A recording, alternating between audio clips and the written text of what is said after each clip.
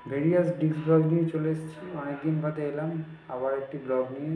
শুনছিলেন কালো কুকুর, তার পরবর্তী অংশ শুনবেন মায়ের মুখে। শুনুন কেমন লাগলো। লাইক শেয়ার সাবস্ক্রাইব করতে ভুলবেন না। নমস্কার।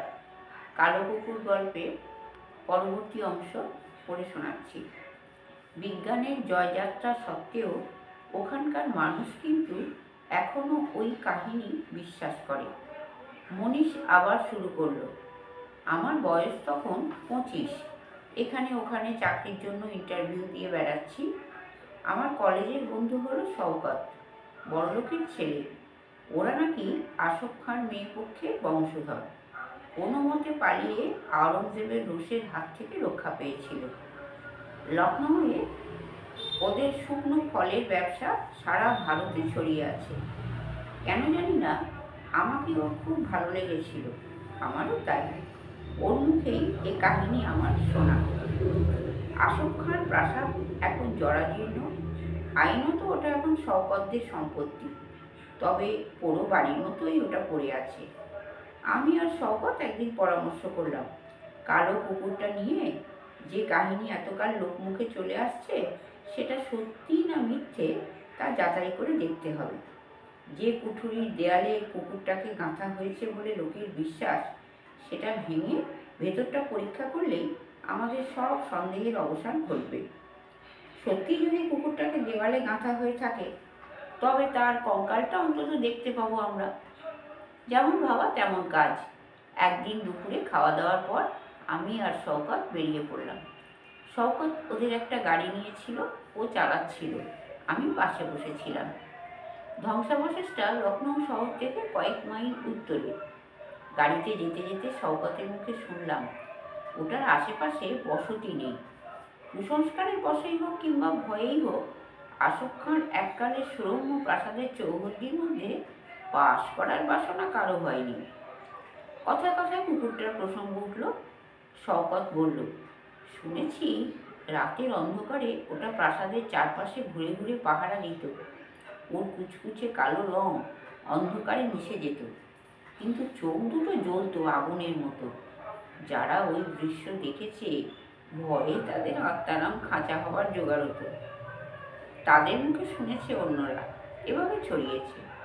আসফ খাঁর প্রাসাদ পরিত্যক্ত হওয়ার এটাও অন্যতম কারণ। আশেপাশে ওই জন্যেই জনবসতি গড়ে ওঠেনি।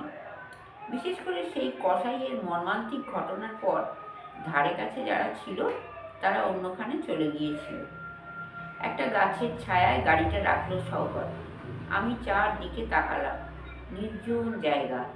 আসফ খাঁর প্রাসাদের ধ্বংসাবশেষ একটা যেন প্রেত পুরীর মতো দাঁড়িয়ে আছে। আমার মনে হলো, ধ্বংসাবশেষ কথাটা বোধহয় ঠিক নয়। মজুর লাগিয়ে পরিষ্কার আর মেরামত করলে এখনো অনেক দিন ওখানে বাস করা চলে। পুরনো দিনের শক্ত গাঁথুনি, মাল মশলায় খাদ নেই। থাম আর খিলান দেখেই বোঝা যায় কি মজবুত গরম। হঠাৎ একটা ঠান্ডা বাতাসের ঝলক এসে গায়ে লাগলো, আর নিজের অজান্তেই গায়ে কাঁটা দিয়ে উঠল আমার। অপরাহ্ন বেলায় পরিত্যক্ত আর জরাজীর্ণ ওই অট্টালিকার দিকে তাকিয়ে একটা অদ্ভুত অনুভূতিতে ভরে গেল আমার মন। একবার মনে হলো, গোয়ার্তুমি করে বিপদ না ডেকে এনে ফিরে গেলেই বুদ্ধিমানের কাজ হবে। কিন্তু পর মুহূর্তে মনকে শাসন করলাম। যে কুসংস্কারে এখনকার সাধারণ অশিক্ষিত মানুষ বহু বছর ধরে ভুগছে, আমিও কি তার শিকার হব? শওকতের গলার স্বরে আমার চমক ভাঙল। ও বলছিল, দেয়ালটা ভেঙে ভেতরটা দেখার ইচ্ছে আমার অনেক দিনের। আমি বাজি ধরতে রাজি আছি। ভেতরে যাই থাকুক না কেন, কুকুরের কঙ্কাল নেই। আমরা একটা শাবল নিয়ে গিয়েছিলাম। কুঠুরিটা খুঁজে নিতে আমাদের বেশি বেগ পেতে হলো না। শওকতের কাছে ওই প্রাসাদের এক পুরনো নকশা ছিল। সেটা দেখে ওই কুঠুরির অবস্থান আগেই ও জেনে নিয়েছিল। এখানে আগেও বার দুয়েকও এসেছিল, কিন্তু তখন ওই কুঠুরিটা খুঁজে বের করবার সুযোগ হয়নি। ছোট্ট কুঠুরি, মানে অন্যান্য বিরাট বিরাট ঘরের তুলনায়। কিন্তু দেওয়াল কি পুরু! ওই দেয়ালে শুধু কুকুর কেন, প্রমাণ চেহারার একজন মানুষকেও অনায়াসে গেঁথে ফেলা যায়। আমরা দেওয়ালের সামনে দাঁড়ালাম। চারিদিকে একটা শান্ত ভাব, জনপ্রাণীর সাড়া নেই। ভাঙা ছাদের গর্ত দিয়ে পড়ন্ত বেলার রোদ এসে পড়েছে দেওয়ালে। যেখানে কুকুরটাকে পীর বাবা জীবন্ত গেঁথেছিলেন সেখানে দেয়ালটা এবড়োখেবড়ো ছিল। এই দীর্ঘকাল পরেও জায়গাটা খুঁজে বের করতে আমাদের মোটেই কষ্ট হলো না, কারণ রোদের ঝলকটা আশ্চর্যভাবে দেওয়ালের ওখানেই পড়েছিল। অদ্ভুত যোগাযোগ। শওকত আমার হাত থেকে শাবলটা নিয়ে দেওয়ালে এক ঘা বসালো। ঠং করে শব্দ হলো একটা, যেন ওখানটা পাথর দিয়ে ভরাট করা হয়েছে। পরপর কয়েকটা শাবলের আঘাতেও দেয়ালের ওখানে কিন্তু চির ধরল না। আমি মনে মনে পীর বাবার হাতের কাজের তারিফ না করে পারলাম না।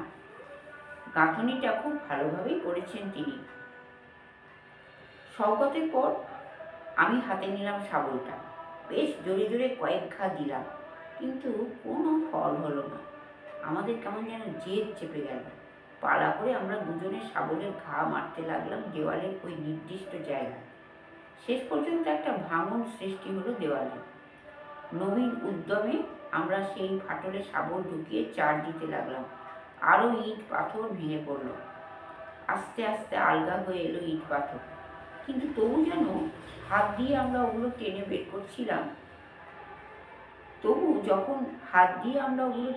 করছিলাম। আমার স্পষ্ট মনে হচ্ছিল যেন আলগা অংশগুলো বেরিয়ে আসতে চাইছে না। সেটা ছিল হেমন্তকাল, তেমন গরম নয়, কিন্তু আমাদের দুজনের সর্বাঙ্গ বেয়ে নামছিল ঘামের বন্যা। কেউ বা কিছু যেন ইট পাথরগুলোকে ধরে রাখতে চাইছে, তাই আমাদের পরিশ্রম বেড়ে গেছে চতুর্গুণ। একবার আমার মনে হলো কেউ যেন একটা ইট নিয়ে ওপাশ থেকে আমার সঙ্গে টানাটানি করছে। আমি থমকে গেলাম।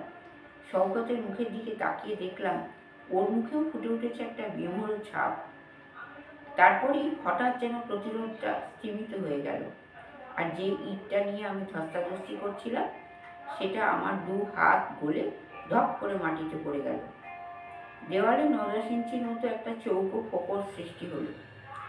আমরা দুজনেই কিসের একটা তাড়নায় দু পা পিছিয়ে এলাম। দুজনেই তাকালাম দুজনের মুখের দিকে। কি ওটা? শওকতের গলায় স্বর তীক্ষ্ণ শোনালো।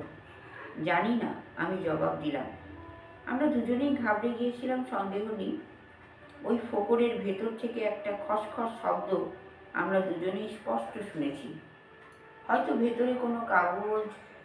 শওকত একটু দ্বিধার সঙ্গে বলল, বাতাসে ওটা নড়ে উঠেছে। ওটা যে কোনো কাগজের শব্দ নয়, সে বিষয়ে আমাদের নিজেদের মধ্যেও কিন্তু সন্দেহ ছিল না। ওই ফোকরের দিকে এক দৃষ্টিতে আমরা দুজনে তাকিয়েছিলাম। হঠাৎ চমকে উঠলাম। একটা কালো ধোঁয়ার রেখা বেরিয়ে আসছে ফোকর থেকে, কুণ্ডুলি পাকিয়ে শূন্যে জমা হচ্ছে। আস্তে আস্তে যেন আকার নিচ্ছে একটা। আবহাওয়া কেমন যেন দূষিত হয়ে উঠছে। আমাদের তখনকার মনের অবস্থা ঠিক বোঝাতে পারবো না, তবে কিছু একটা অশুভ, ইংরেজিতে যাকে বলে ইভিল, তার উপস্থিতি স্পষ্ট টের পাচ্ছি। ঠিক সেই মুহূর্তে কিসের একটা তাড়নায় আমরা দুজনেই নিচু হয়ে বড় ইটটাকে তোলবার চেষ্টা করলাম। দুজনের মনেই তখন এক চিন্তা, ওই ফোকরটাকে আবার বন্ধ করে দিতে হবে। ওটাকে ফোকরে গুঁজে দিতেই সুন্দরভাবে জুড়ে গেল, যেন কোনো নাড়াচাড়া পড়েনি। একটা প্রবাদ আছে না, কপালের ঘাম মুছে শওকত বলল, ঘুমন্ত কুকুরকে জাগিও না। আমাদের সেটা মেনে চলাই উচিত ছিল। আমারও এখন তাই মনে হচ্ছে। ক্ষীণ কণ্ঠে জবাব দিলাম, চল এখান থেকে বেরিয়ে পড়ি, ভালো লাগছে না আমার। তোমারও তাই মনে হচ্ছে?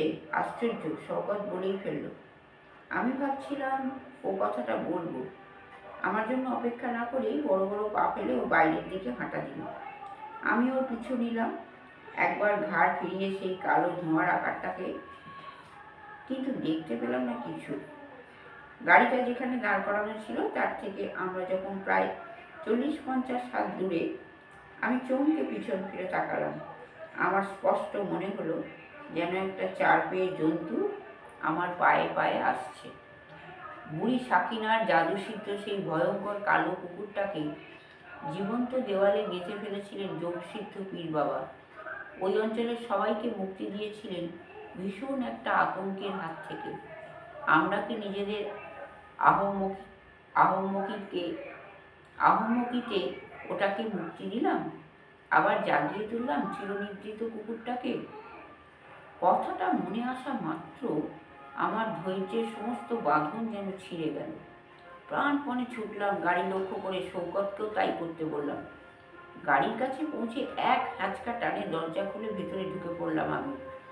দরজাটা জোরে বন্ধ করে তবে নিশ্চিন্ত হলাম। মনে আবার সাহস ফিরে আসতেই পেছন ফিরে দেখলাম সৌগত ঠিক একইভাবে বড় বড় পা ফেলে এগিয়ে আসছে। ও কি পায়ে পায়ে কুকুরের অনুসরণের শব্দ শোনেনি? তবে কি সবটাই আমার কল্পনা? হঠাৎ দৌড় মারলে কেন? দরজা খুলে ভেতরে ঢুকতে ঢুকতে সৌগত প্রশ্ন করল। কিন্তু ও যে চট করে দরজা বন্ধ করে পেছনটা দেখে নিল, তা আমার দৃষ্টি এড়ালো না। তারপরেই ও বলে উঠল, তোমাকে আমি দোষ দিই না, আমার নিজেরও তাই মনে হয়েছিল। কেন যে আমার তা মনে হয়েছিল তা জিজ্ঞাসা করলে আমি জবাব দিতে পারবো না। তুমি কিছু শোনোনি? আমি ওর মুখের দিকে তাকিয়ে প্রশ্ন করলাম। আমার হৃৎপিণ্ড ভীষণ জোরে লাফাচ্ছিল, তার শব্দ শুনতে পাচ্ছিলাম। সৌগত জবাব দিল, আর কিছু আমাকে প্রশ্ন করো না। আমি নিজেই জানি না আমার মনের ভেতর কী অনুভূতি হচ্ছিল। শুধু এটুকু বলতে পারি, ওখানকার আবহাওয়ায় আমার দম যেন বন্ধ হয়ে আসছিল। মনে হচ্ছিল অশরীরী কিছু একটা আমার চারপাশে ঘুরে বেড়াচ্ছে। দেওয়ালটা ভাঙা আমাদের উচিত হয়নি। তার 7 দিন পরেই একটা চাকরি পেয়ে আমি এলাহাবাদে চলে গেলাম। আর তার ঠিক 7 দিন পরে ডাকে আমার নামে একটা কাগজ এলো। ওটা লখনৌয়ে এক স্থানীয় সংবাদপত্র পাঠিয়েছে সৌগত। 2 জায়গায় 2টো খবর মোটা করে লাল কালিতে চিহ্নিত করা হয়েছে। সেটা খবর আর তার ভাষা আমার স্পষ্ট মনে আছে। প্রথমটা হলো, 2 দিন আগে 2জন বিদেশি লখনৌ শহরের কয়েক মাইল উত্তরে আশোক খাঁর ঐতিহাসিক প্রাসাদের ধ্বংসাবশেষ দেখতে গিয়ে একটা প্রকাণ্ড কালো কুকুর কর্তৃক আক্রান্ত হয়েছেন। কুকুরটা প্রাসাদের প্রধান প্রবেশ মুখে পাহারা দিচ্ছিল। সৌভাগ্যক্রমে বিদেশিদের একজনের হাতে মোটা একটা লাঠি ছিল, তাই দিয়ে কোনো মতে তাঁরা আত্মরক্ষা করেন। তবে তাদের একজনকে ঘাড়ে একটা বিচ্ছিরি ক্ষতের চিকিৎসার জন্য হাসপাতালে ভর্তি করতে হয়েছিল। এই ঘটনায় ওই অঞ্চলে একটা আতঙ্ক দেখা দিয়েছে। লাল কালির দাগ দেওয়া অন্য খবরটা হলো সম্পাদকীয় মন্তব্য। তাতে বলা হয়েছিল, স্থানীয় সংবাদের পাতায় আশোক খাঁর ঐতিহাসিক প্রাসাদ দর্শনপ্রার্থী 2জন বিদেশির কথা উল্লেখ করা হয়েছে। একটি অতিকায় সারমেয় তাদের আক্রমণ করেছিল। আমাদের অনুরাগী পাঠক পাঠিকা হয়তো এ খবরটা জেনে কৌতূহলী হবেন যে প্রায় 300 বছর আগে আরেকটি কৃষ্ণবর্ণ প্রকাণ্ড সারমেয় ওই প্রাসাদ পাহারা দিত। জনশ্রুতি, আশোক খাঁকে ওই কুকুরটা উপহার দিয়েছিল ডাকিনী বিদ্যায় পটীয়সী সাকিনা বিবি। ওই কুকুরটা ছিল সাকিনার জাদুসিদ্ধ। উত্তরকালে গোটা অঞ্চলের আতঙ্কের কারণ হয়ে দাঁড়িয়েছিল কুকুরটা। এই 20 শতাব্দীতে অলিক ঘটনায় আমরা বিশ্বাস করি না। আশা করি সরকারি কর্তৃপক্ষ ওই হিংস্র কুকুরটার বিরুদ্ধে যথোপযুক্ত ব্যবস্থা গ্রহণ করবেন। সম্পাদকীয় মন্তব্যে আরেকটি কৃষ্ণবর্ণ প্রকাণ্ড সারমেয় কথাটি গভীরভাবে লাল কালিতে চিহ্নিত করা ছিল। মনীষ চুপ করল। ঘরের মধ্যে টুঁ শব্দটি নেই। আমরা সবাই যেন বোবা হয়ে গেছি, যেন অনুভব করছি অপার্থিব কিছু একটার উপস্থিতি। তারপরেই কথা বলে উঠল সুধীন্দ্র। বাইরে বৃষ্টি ধরে এসেছে। সেদিকে তাকিয়ে বলে উঠল, গাঁজা। শুনলেন তো পরবর্তী এবং শেষ অংশ। কালো কুকুরের কেমন লাগলো? লাইক শেয়ার সাবস্ক্রাইব করতে ভুলবেন না। শুনতে থাকুন, দেখতে থাকুন ভেরিয়াস ডিস ব্লগস। আসবো পরবর্তী ব্লগ নিয়ে পরবর্তী কোনো সময়। ততক্ষণ টাটা।